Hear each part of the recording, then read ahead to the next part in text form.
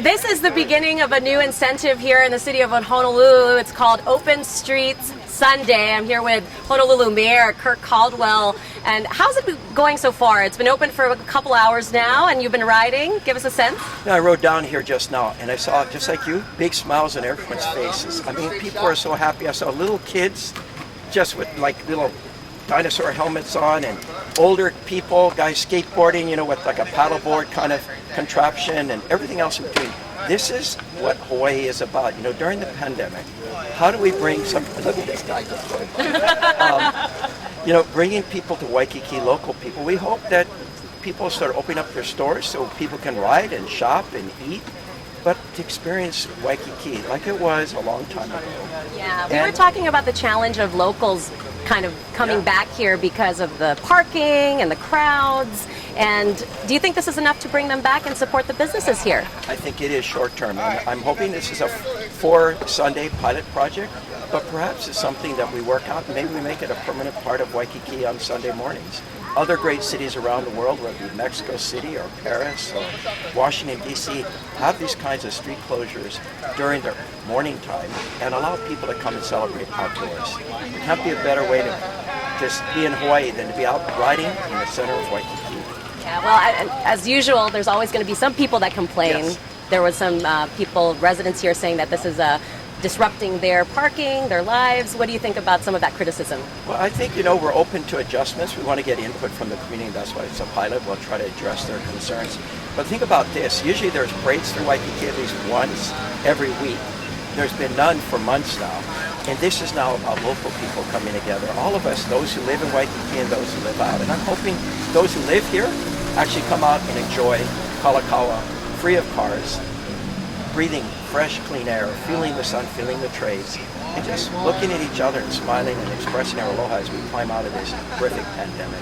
Yeah, and I know this is a good thing for the environment and nature, but we talked about the businesses again. We're right next to top of Waikiki, one of the casualties of COVID-19. We're seeing that all across Oahu.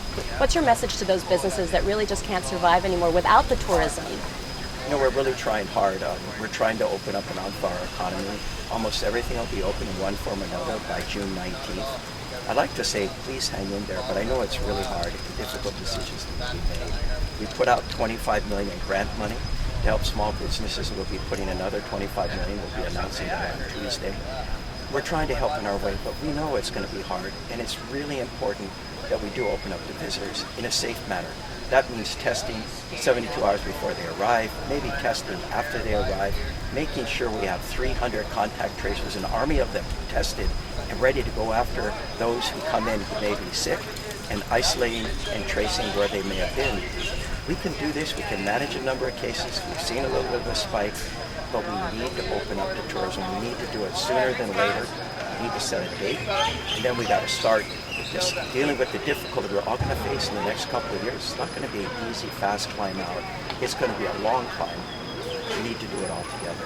It's a difficult balance, isn't it? Because we're seeing the protests. There's another one happening today to the state capitol. Paddle outs, large gatherings happening, and we're going to see spikes. That's what all the experts say. And with inter-island travel opening on Tuesday, right? So are you concerned? Like how do you think we can protect ourselves and balance the need to reopen and our safety? You know, we need to balance, and we are watching very carefully what's happening. The Department of Health has assured us that they have the ability to manage an increase in cases and not to be concerned. But as a mayor, for 1 million people on this island, we are concerned. We're watching it very, very, very carefully. But I think so far it's something we can manage. But at the end of the day, it's incumbent on us. Wearing our face coverings, which we had on right before the interview, being further apart, we flatten the curve. I'm talking you, all of us on this island. We can continue to hold it down if we have the protocols in place and we honor it. It starts with each of us, our individual action. We can then open up more and more. And if we don't practice, we see more cases. If it goes too high, we may have to retreat. I can't imagine that. I don't want to do that. But we see mayors, like the mayor of Houston has now announced they're slowing down and we pull back. We can't do that. We want smiles like today continuing as we climb out of this huge trench. What's your threshold? If we get to a certain number, at what point will you say we need to scale it back, we need to shut down again? Well, I've been told by experts that we could live with about 50 cases a day with visitors coming back into town, and we could manage that. Something our health experts have told us. So, that is somewhat of a threshold, but obviously seeing 17 cases yesterday is troubling. We haven't even opened up to visitors yet.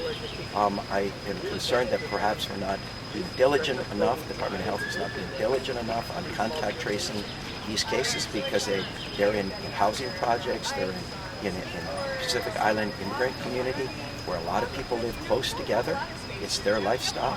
We need to do a better job. They need to do a better job of finding out where the virus is spread and to tamp it down, isolate, quarantine, and support those who are sick. So important for us as we try to enjoy a beautiful Sunday as usual. Yes. So thank you so much. We're going to do some pink riding. Bike. Is this your bike? Yeah, I bought it for you. All right, you So did? the confession It's very cute. is Very all pink. the confession to me is like I haven't biked in so long, but I'm glad to be able to do open street Sundays and get a bike. My excuse to get a bike. So are we going to do some riding? I think so. You think people are going to like this? I think they are, yeah. I like it. Yeah. I used to live in New York, and I like they closed the streets down like this. They did. Bloomberg started that. Yeah, I It was a remember. very whoa, man. So here's the place we could go here to Kai Coffee. Oh yeah. You want to go there? Yeah. We're going to go to Kai Coffee, so we're going to cut across. Oh no. Yeah, watch out. I'm turning. Watch out, Wait, I'm we're not turning. A good turner. What do we do? We're turning. We're going over here. All right, you guys look awesome. All right. Uh-oh, the biker. What are you called? Red hot. What is it? Red hot pants. It's a group? Yeah, women, all women. Here after this bunch come through.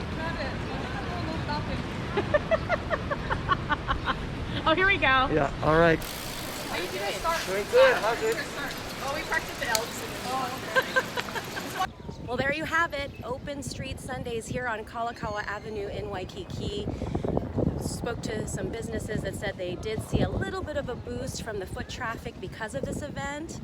And Mayor Caldwell really happy to see the turnout. A lot of families out with their children, biking, skateboarding, scootering, and overall having a good time. So a welcome relief, even if it's so brief during this pandemic. Good to see some smiles.